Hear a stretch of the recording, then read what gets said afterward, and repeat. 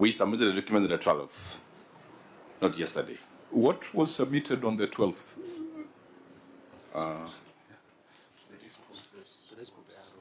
So we submitted the responses that the committee had asked us to do, and also the financial, the audited reports for 23-24 financial year. Auditor, did you receive anything on the 12th? Thank you, Chair.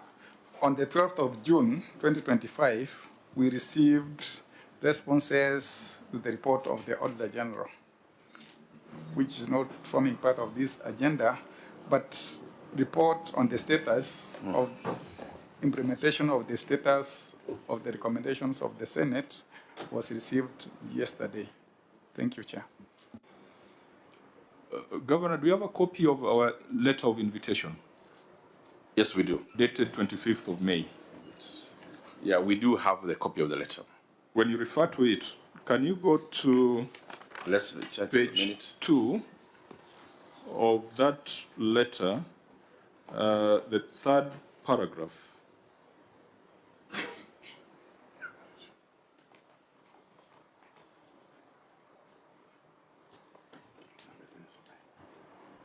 Do you have a copy, or would you like the clerk of the Senate to assist you with a copy of the letter? Yeah. Maybe the clerk can assist us with the letter. Try to get it from my phone. Your clerk, please share the letter with the governor. Do you confirm that's a letter that you received, dated 19th of May? Yes, I confirm, Chair. When you go to the second page, I believe that should be the third paragraph that starts with "at its meeting held." Please just read that out loud, that paragraph. Follow up on the issues raised by the Auditor General in order to ensure that all officers. No. The second page. Second page, which. The paragraph that starts with "at its meeting held on 13th of May." Or at its meeting held on the 3rd May 2025, the committee considered the resolutions of the Senate and resolved to invite you to appear before it at this meeting scheduled to be held on Thursday, 19th June 2025 in Committee Room 9, second floor, Punga Tower, Nairobi, 10 a.m. Yeah. Now, I think the important sentence is the one that you're going to. Just read that loudly, the one that talks about the agenda. The agenda of the meeting? The agenda. Yeah, just read that out. The agenda of the meeting will be to consider a detailed status report on the actions that you have taken to address the unresolved issues raised in the Auditor General's report on the financial statements of the County City of Kericho for the financial year 2023-24, and the report of the Auditor General on financial statements on receiver of revenue for financial year 2023-24. The agenda of the meeting will be to consider a detailed status report on the actions that you've taken to address the unresolved issues raised in the Auditor General's report. Now, when you go down where it says, kindly further take note, maybe you read that paragraph number 2. The committee further requests that on or before Thursday, 12th of June, you submit a status report on the implementation of the resolution of the Senate of Thursday, 27 May 2025, including evidence and supporting documentations of the action taken to address the unresolved issues in the said reports to the relevant Auditor General Regional Hub Office and the Office of the Clerk of the Senate by email clerk.senate@parliament.go.ke and copy to the email address of the committee. Okay, I think that's fine. Now, what I want to emphasize is the committee requests that on or before Thursday, 12th of June 2025, you have mentioned that you sent a report to the Auditor General 12th. On 12th of June 2025. Yeah. Which report was that? Is it the report that has been described in that particular paragraph? The two reports here. Which two reports? Because we have the responses that the committee had asked us to do, following up on the previous appearance, and also we have now the. We also have this other one, which is the financially under review. Was it a status report We on the did send resolution? the status report on the resolution of the Senate of Thursday, 27 March 2025. You sent that by 12th of June. 12th of June, all of them. Auditor General? Thank you, Chair. We want to confirm that the response to the Auditor General's report was received in our office on 12th June 2025.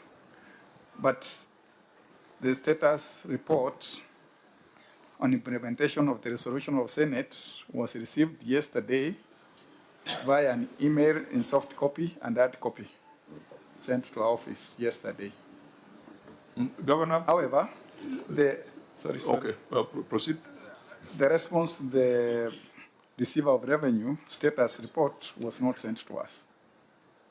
Thank you. I think let's first deal with the executive.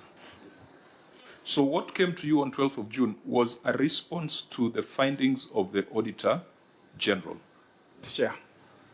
which were modified by the Senate on 27th of March. Because on 27th of March, this committee took a report to the Senate and said that Kericho, of all the issues that the Auditor General raised, 5 or 6 issues we feel have been resolved to our satisfaction. And the remaining issues should now be addressed in a certain manner.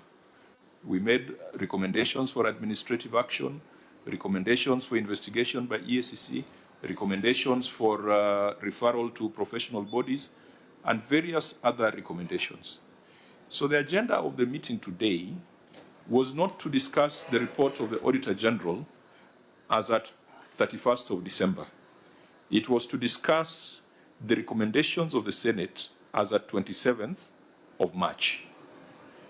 Now, things have happened a bit differently this year, because this year we gave you the opportunity to self-report. We gave you an opportunity to write to us through the Office of the Auditor General, and you told us that of all the issues the OAG had flagged, we have resolved a few. Actually, when I look at this report, there are things like variances between financial statements and IFMIS. It was raised in the audit report, but when you did self-reporting, the OAG convinced us that that matter has now been resolved. So it's not supposed to be subject for discussion today. What we were to discuss were the outstanding issues and what you have done to implement what the Senate had done. Now, having clarified that, do you agree with the OAG that that report went to them last night, the one that I've just described? Honorable Chair, I still want to persuade this committee that on 12th we did send all the reports. You are able to distinguish between the two, because Chair. the OAG tells us that on 12th you responded to the OAG's report. But to the Senate recommendations and resolutions, this is what you responded to on 12th. But there were Senate recommendations and resolutions which came last night.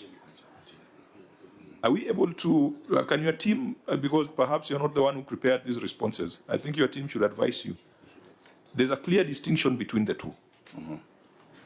I want us to establish where we are, as a matter of fact, before I give guidance on how we are proceeding. Okay, Chair, perhaps I can ask my CC to respond to that one. CC? Chair, I want to confirm that yes, we were late in submitting to the Office of the Auditor General the response of the committee recommendations. I want to apologize on that.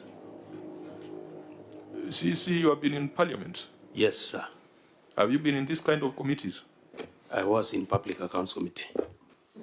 What do you say about the recommendations of the Public Accounts Committee? Are they suggestions? We must take them seriously. Because this was a new format of responding to issues. Is it a new format, or it is what is expected in the Constitution? Because in the past we have been doing the wrong things. It is in the Constitution that we should respond to the recommendations of Parliament. Parliament, correct. So, Governor, we agree that what you sent on 12th of June was responses to the OAG. Yeah. But today we were to discuss the recommendations of the committee. and it would be useful to you. Because if we go back to the report of the OAG, we are dealing with all the matters in the original form. But the recommendations of the Senate have been digested, and some matters have been dropped. It's an easier conversation than going back to the original audit report. Now, members, we are in a very untidy situation where the OAG says that they received things last night, things that we are supposed to discuss today, and what was submitted in time is basically what we had already processed before taking our report to the House on 27th of March. Auditor General, what is your advice? Thank you, Chair. In the review of the responses submitted to the office on 12th June 2025, there were issues which we felt were adequately addressed, but still appeared in the recommendations of the Senate. Maybe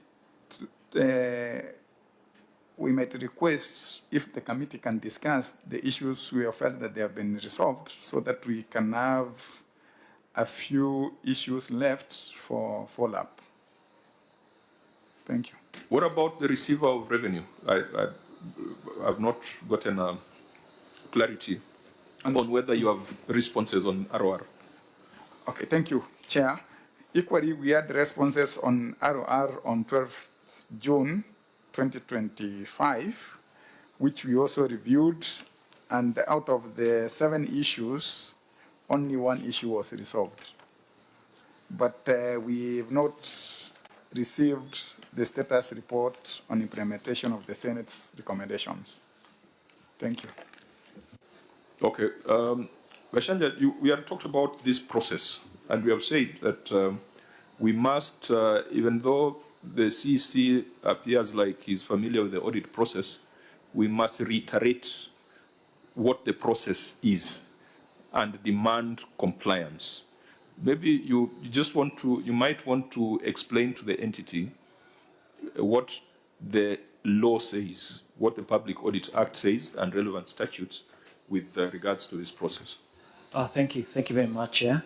For purposes of the committee and this hearing, I'm referring to Section 53(1) of the Public Audit Act, which states as follows: the relevant accounting officer of a state organ or public entity shall, within 3 months after Parliament has considered and made recommendations on audit report, A, take the relevant steps to implement the recommendations of Parliament on the report of the Auditor General, and B, give explanations in writing to Parliament on why the report has not been acted upon.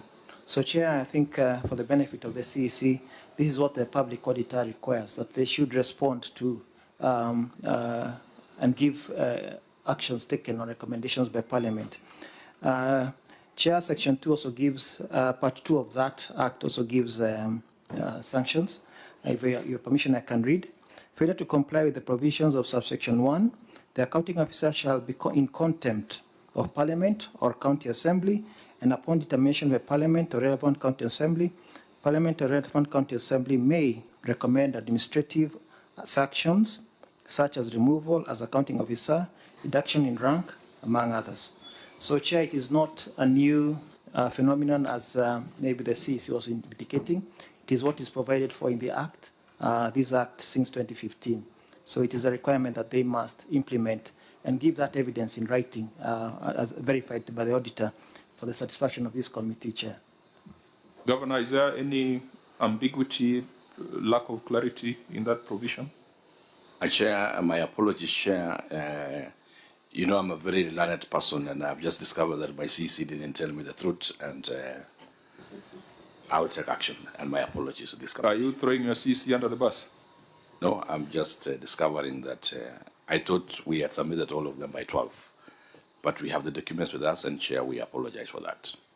Learned doesn't apply here. If you are learned governor, you shouldn't have missed the process.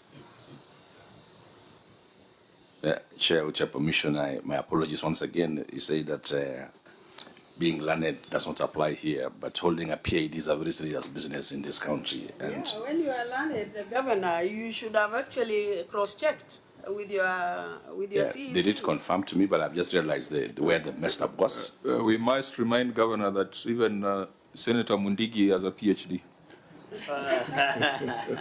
so Chair, what I can say, maybe as an observation, Governor, in future you should attend entry and exit meeting and be able to see management letters so that you are way ahead of your people. Because the governor is the person who has executive powers, unlike even the president. And you have advantage because Mheshimiwa Rob, I thought you served with him. He was the MP, I think in 11, and he served in Public Accounts Committee. So I think, how long have you, Governor, I thought it is unfair because I thought Rob joined you the other day. Honorable Chair, that's true. How long has he been in your CC? Almost now, almost going to a year. Yeah, so... He's fairly new. Oh, yeah, so you need to be fair to... And it's good to see also Mheshimiwa Makerere, your former ODM Secretary General, although he left office unceremoniously. He failed to manage goons. So the goons managed him. Yeah, but I think, Governor, with such a team, Yes. then you should not be having challenges when you come to Parliament because you have people who understand these processes. And as Gashange has read, there was a part that was saying failure to comply. Then you shall be found to be in contempt of Parliament, and Parliament may recommend. I'm not sure whether we are at that point where we could say that they are contemptuous of Parliament, because I've had some remorse coming from the government. So the question is, what is it that we can practically do today? Because we don't have responses on the recommendations of the Senate, but you have responses on the findings of the Auditor General.